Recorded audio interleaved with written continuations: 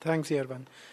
Well, for those of you whose familiarity with India probably begins with the Oscar-winning film Slumdog Millionaire, um, and I do not mean that in any negative way, because there's no, unless there is a good reason, you may not want to know what's the situation in India, and especially some of those who may be watching the growth of the information technology sector. India would seem more like one of those Silicon Valleys located in in the continent of Asia. But a little bit of statistics would be interesting in terms of being an eye opener. 80% of the population lives on less than $2 a day, and 37% of the population lives on less than $1 a day. So that is the extent of poverty in the second largest populated country in the world. So whatever economic development that has happened, the rapid scale of development has largely left the people at the lower level untouched. However, the government has, of course, taken upon itself the responsibility of providing for some of the daily necessities of people. For example, starting with something comes to us so very easily. If we are hungry and we do not have stocks of food or vegetables at home, we just walk into a store and pick it up. Now, that's not a luxury that many people living in rural parts of India enjoy. The government has to provide food subsidies, especially basic staple food grains, things like sugar, even fuel oil for cooking, because they are very expensive in the open market. Now, there's a huge amount of the taxpayers' money that is set aside for providing these kinds of subsidies. There is subsidized housing that is provided, not although as a matter of right as it is in South Africa. This is more of a welfare scheme. Then pensions are provided to people who are old or disabled, or scholarships are provided to children, all of them belonging to poor families. And in fact, this is what is seen in the context of service delivery, and ensuring that people stay alive and are able to somehow or the other contribute to the economy. Now, in the delivery of these services, there is a whole lot of corruption. Now, petty corruption is something that seriously affects and pinches the person where it hurts the most in these poor families. It is not the grand scale corruption that one is so worried about in India. It's a petty corruption where even in order to get hold of your card which entitles you to get those food grains quota as part of the subsidy, that is something you will not get easily in the absence of paying a bribe. So the FOI issue, FOI literally came as a boon, not so much because, there are several, I'm sorry, I'm slightly digressing here, because it's interesting that the whole issue of FOI in India has had such a popular backing.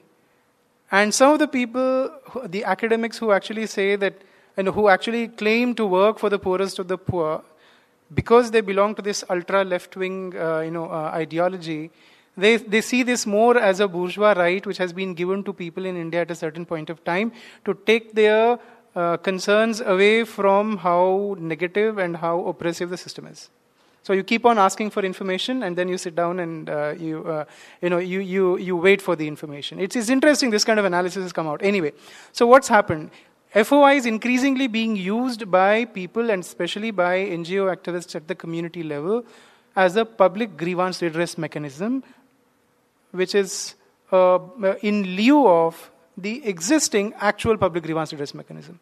Within government, the mechanisms that they've opened up for setting up a single window system, like for example, somebody did not get his ration card which entitles him to food, to the quota of food grains. Somebody applied for a passport but did not get his passport on time. Somebody applied for a water connection, did not get it on time. Somebody applied for a telephone connection, didn't get it.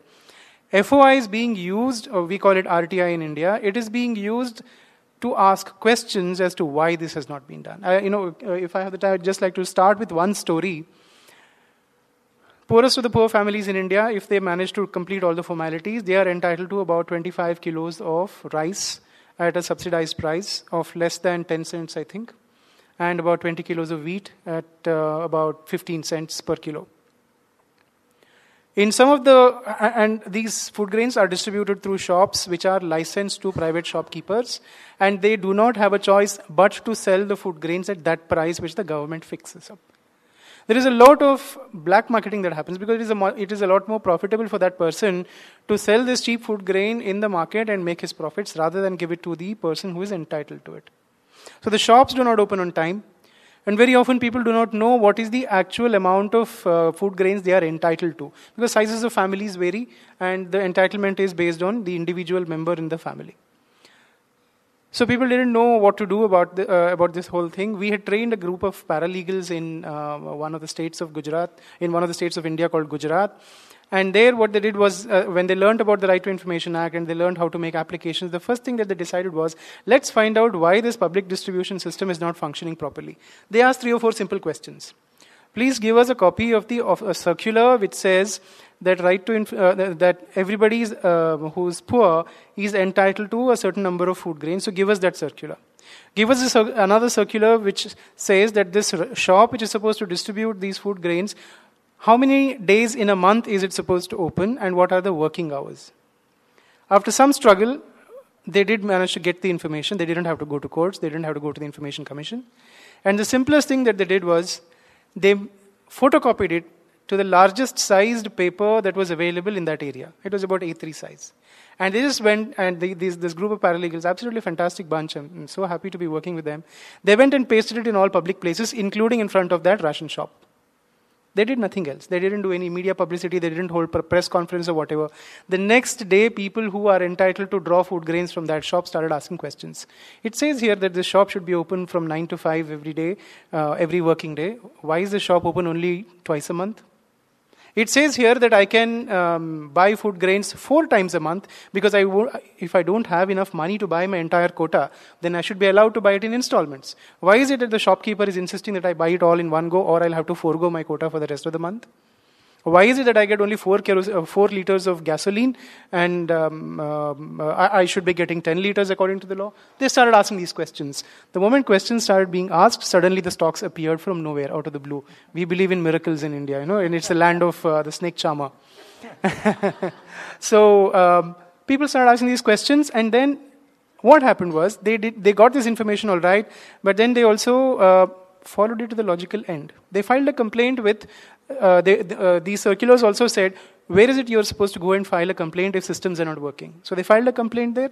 They didn't stop. They waited for 3 months. They waited for 5 months. And then they filed an access to information application finding out what is the status of my complaint, who is taking action on it, who is the officer who's been assigned to investigate our complaint, and what is the daily progress report submitted by this officer.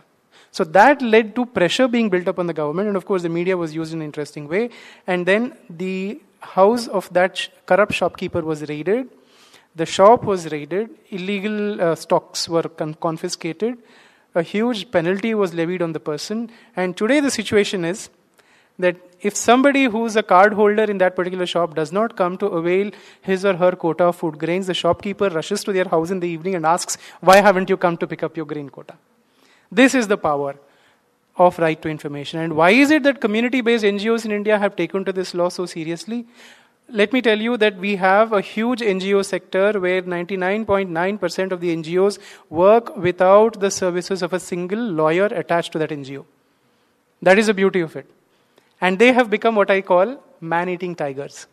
In India, there is this, we have a tiger population which is of course fast dwindling thanks to the ravages of modernization.